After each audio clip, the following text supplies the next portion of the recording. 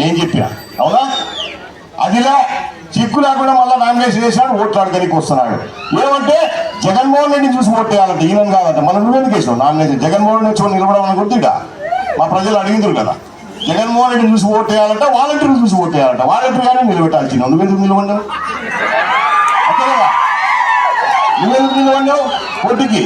ఈ వాలంటీర్నో లేదా జగన్మోహన్ రెడ్డినో ఈ నియోజకవర్గంలో తీసుకొచ్చి పెట్టింటే వాళ్ళనే అడుగుతారు జనం. నువ్వెందుకు నామినేషన్ చేసినావు? దరిద్రపు నాయకులు, ఎక్కడి నుంచి ఎత్తొచ్చిన నాయకులు వచ్చి పొరపాటున పోయినసారి అయ్యో పాపం అని ఓట్లేసి మిమ్మల్ని గెలిపిస్తే ఒక్క పని కూడా మీరు ఇచ్చిన మా హామీ నిలబెట్టుకోకుండా మళ్ళీ మా ప్రజలు భయపిస్తున్నారబ్బా వీళ్ళు. నాకు అర్థం అదే బాధ, నాకు కూడా కడుపులో కాలిపోతుంది. ఎక్కడి నుంచి ఈ ఊరు కాదు, ఈ నియోజకవర్గం కాదు, నువ్వు ఇక్కడ పుట్టలే, ఈ జిల్లానే కాదు నీది.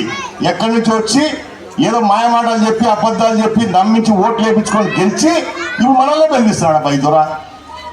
ఎప్పుడన్నా ఏ రోజన్నా ఇన్ని సంవత్సరాల నుంచి మేము రాజకీయం చేసి ఆయన గెలిచింది ఒక్కసారి, మేము 6 సార్లు గెలిచినాం. ఏ రోజన్నా ప్రజల్ని ఇబ్బంది పెట్టామా? ఏ రోజన్నా ప్రజలను భయపించినామా? నువ్వు నాకు ఓటు వేయకపోతే నీ రేషన్ కార్డు తీసేస్తా అంట, ఓటు వేయకపోతే నీ పెన్షన్ కట్ చేస్తా అంట. కదా నా కొడుకు యాక్ట్ వచ్చారా మీరు? రేపు ఉంటే కదా మీరు మళ్ళా ప్రజలు ఈరోజు డిసైడ్ అయిపోయినారు, మిమ్మల్ని ఇంటికి పంపించేది ఖాయం. దానికి ఇదే నిదర్శనం అవునా? గతంలో నేను కూడా 3 సార్లు వచ్చిన, ఏ రోజు కూడా ఇంటి ఘనస్వాగతం నాకు లభించడా.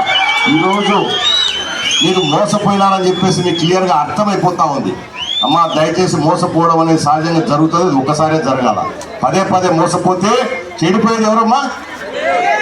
ఎవరు చెడిపోయేది? మన ఆయన చెప్తాడే మాకు ఎప్పుడు, ఒరే జీవితంలో ఒకటే గుర్తుపెట్టుకోరు, మోసం చేసేవాడికంటే మోసపోయినోడే బుద్ధి లేని నా కొడుకు రా అని చెప్తుండే. అవునా? మోసం చేస్తూ ప్రపంచంలో చాలా మంది ఉంటారు. దేవుడు మనకు కూడా తెలివిచ్చినాడు. ఒకసారి మోసపోయినాం, మళ్ళీ మళ్ళీ మోసపోతే మనం చెడిపోతాం. పోయినసారి ఏం పాపాలు చేసామమ్మా? 2 కాళ్ళు నీళ్ళు ఇచ్చి పండించినందుకు నేను చేసిన పాపమా? మీకు నీళ్లు 3 TMC నీళ్ళు ఉంటే కూడా పంటలు పండించినాం కదా, ఏ రోజున ఎండిపోయినా? మన అధికారంలో లేకుండా కూడా కాలం. ఈరోజు మీరు చూపిస్తున్న ఈ అభిమానం, ప్రేమ ఏదైతే ఉందో మా జీవితంలో ఎప్పుడు కూడా మర్చిపోలేం, గుర్తుపెట్టుకోండి.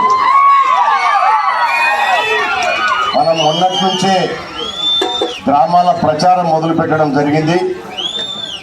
మరి ఏ ఊర్లో చూసినా కూడా ప్రచార నిమిత్తం మేము వచ్చినట్టు లేదు, విజయోత్సవ ర్యాలీకి వచ్చినట్టుంది వాస్తవంగా చూసుకోవాలి. గతంలో ఎన్నడూ చూడటువంటి ఆదరణ ఈరోజు చూస్తూ ఉన్నా. దీనికి అంతటి కారణం జగన్మోహన్ రెడ్డి, చక్రపాణి రెడ్డి.